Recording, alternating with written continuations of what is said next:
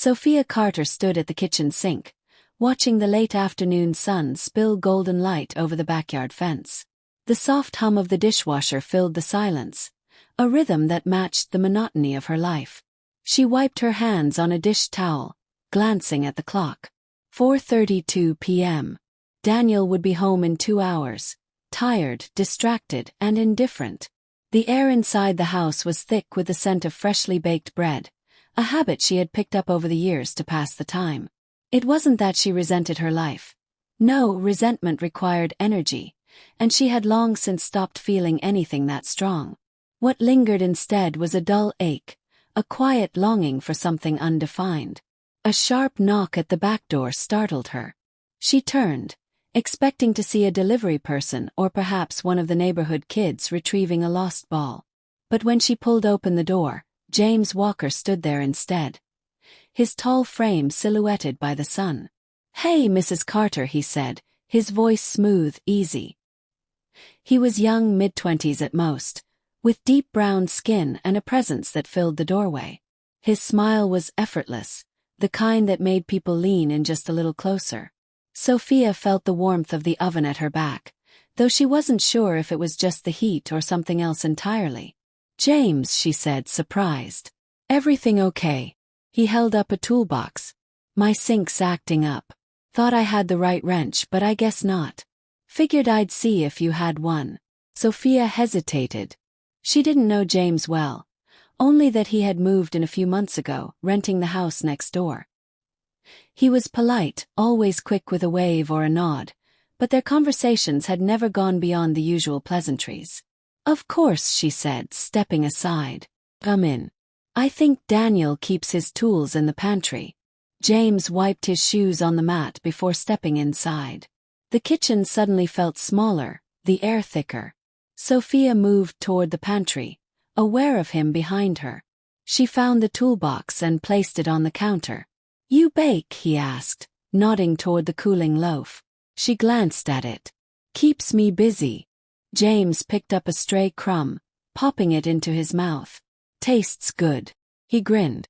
"Better than anything I make." Sophia smirked. "You cook?" "If throwing chicken in a pan counts, then sure." She laughed softly, feeling an ease she hadn't expected. It had been a long time since conversation in this kitchen had felt light. James ran a hand over the back of his neck. "Hope I'm not bothering you." "No," she said too quickly. She cleared her throat. "Not at all." There was a pause, the kind that stretched just long enough to be noticed. James nodded toward the window. "Quiet street." "It is. Bet it gets lonely." Sophia's fingers tightened around the dish towel. "I like the quiet." He studied her for a moment, something unreadable in his gaze. "Right." He drummed his fingers against the counter. "Well, I should get going. Thanks for the wrench." She exhaled, only then realizing she had been holding her breath. "Anytime." James turned, heading for the door, but before he stepped outside, he glanced over his shoulder. "Maybe next time I'll cook for you. Show you how bad it really is." Sophia didn't respond right away. Then, before she could stop herself, she said, "I'd like that." James smiled. Then he was gone, leaving only the faint scent of his cologne in the warm kitchen air. Sophia stood still for a moment, staring at the empty doorway. Then, slowly, she turned back to the sink, her pulse unsteady, her hands suddenly restless. Outside, the sun dipped lower, casting long shadows across the yard. The next afternoon, Sophia found herself watching the backyard again, her fingers idly tracing the rim of her coffee cup. She wasn't waiting, she told herself. She wasn't expecting anything. But when James stepped outside, stretching lazily in the sun, she felt a pulse of something she refused to name. She had spent the morning convincing herself that their interaction had meant nothing. He was just being polite, friendly. But polite men didn't hold eye contact the way he had. Friendly neighbors didn't make a woman's pulse stutter with a single glance. A sharp knock at the back door jolted her. She turned, already knowing who it was. When she opened the door, James stood there, one hand resting against the frame. Today he wore a fitted white t-shirt, the kind that clung to his frame in a way that made it impossible not to notice. "Afternoon, Mrs. Carter," he said, that familiar smirk playing at his lips. "Sophia," she corrected before she could stop herself. James raised an eyebrow. "Sophia," he repeated, as if trying the name on his tongue. "Got an extra cup of coffee in there?" She hesitated, the polite response forming on her lips. "I was just about to step out. Have things to do." But none of them were true, and before she could think better of it, she stepped aside. "Come in." James moved past her, easy and unhurried. The kitchen suddenly felt smaller, the walls pulling in. Sophia busied herself at the counter, pouring him a cup. She felt his eyes on her, a weight she wasn't used to carrying. She turned, handing him the mug. Their fingers brushed, a fleeting touch, but enough to send a charge through her skin. James took a slow sip. "Not bad," he said. "A little sweet." "I like sweet," she murmured.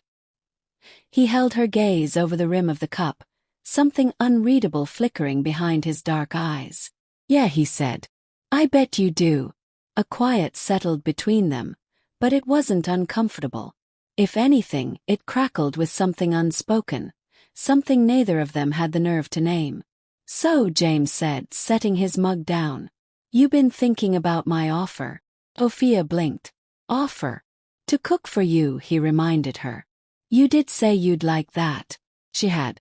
She remembered it too well, the way the words had slipped out before she had the sense to hold them back. "I did," she admitted. James grinned. "So, how about tonight?" Sophia hesitated, glancing toward the clock. 3:45 p.m. Daniel would be home by 7, tired and distracted as always. "I don't know if..." "It's just dinner," James interrupted, his voice low, smooth. "Nothing wrong with a little company, is there?" Sophia knew better. She knew what this was, what it could become if she let it. But she also knew that the thought of sitting across from Daniel tonight, eating in silence, pretending she didn't feel hollow inside, made her stomach turn. She inhaled, steadying herself. "Fine," she said before she could think better of it. "Tonight." James's smirk widened, slow and knowing. "Good. I'll bring the wine." He grabbed his cup, taking one last sip before heading for the door. But just before he stepped outside, he turned back. "You should wear that red dress," he said, nodding toward the closet down the hall. Sophia's breath caught. "How do you know about that?" James shrugged, eyes glinting. "I notice things." Then he was gone, leaving her standing in the middle of her kitchen, heart pounding against her ribs. She should cancel.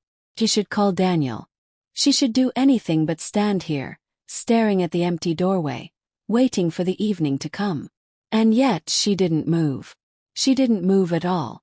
Sophia stepped into James's kitchen, feeling the subtle shift in the air, the unspoken tension that neither of them acknowledged.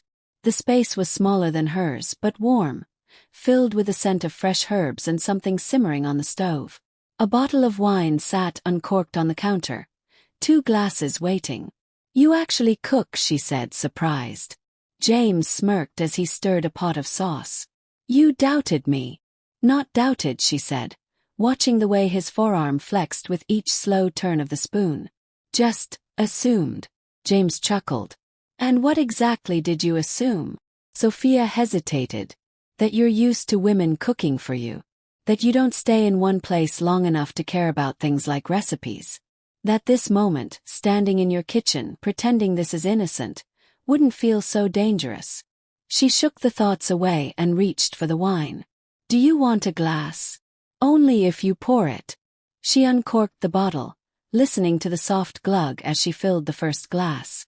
James watched her, his gaze steady but unreadable. "How long have you been married?" he asked. The question caught her off guard. She hesitated, setting the bottle down. 15 years. James nodded slowly, as if considering the weight of that answer. "That's a long time." "It is." She handed him his glass, careful not to let their fingers brush.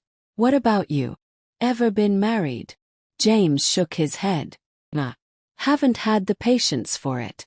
Sophia took a sip of wine. "Or the right person." A shadow of something crossed his face, fleeting but there. Maybe. He leaned against the counter, swirling the deep red liquid in his glass.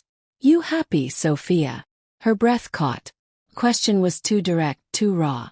She could have lied, could have given the automatic answer, the one she had told herself so many times it had almost become true. Instead, she set her glass down. That's a complicated question. James nodded as if he understood. Complicated answers are usually the honest ones. Sophia exhaled, feeling the weight of something shifting between them. The room felt smaller, warmer, the space between them thinner than it had been a moment ago. James reached for a cutting board, slicing into a fresh loaf of bread. So tell me, he said, glancing up. What's one thing you've always wanted to do but never have? She frowned, caught off guard by the sudden change in conversation. I don't know. Sure you do. She thought for a moment, rolling the stem of her glass between her fingers. I always wanted to learn to dance. James arched a brow. That's it. She laughed softly. You sound disappointed. I just figured you'd say something wilder. Skydiving. Traveling the world. Something reckless. Sophia smiled, but it didn't quite reach her eyes. I don't do reckless. James studied her for a long moment before stepping closer. He reached for her hand, his fingers warm against hers. Then maybe you should. Sophia's breath hitched. The air between them tightened, charged with something unspoken. She knew she should pull away, should laugh it off, create distance before it was too late. But she didn't. She let the moment linger, let the possibility of it settle into the space between them. And then, just as quickly as he had taken her hand, James let go. He turned back to the stove as if nothing had happened, as if a boundary hadn't just been tested. Dinner's almost ready, he said casually. Hope you're hungry. Sophia swallowed hard, picking up her wine glass to steady herself. She wasn't sure if she was hungry, but she was sure of one thing. She wasn't leaving the kitchen the same woman who had walked in.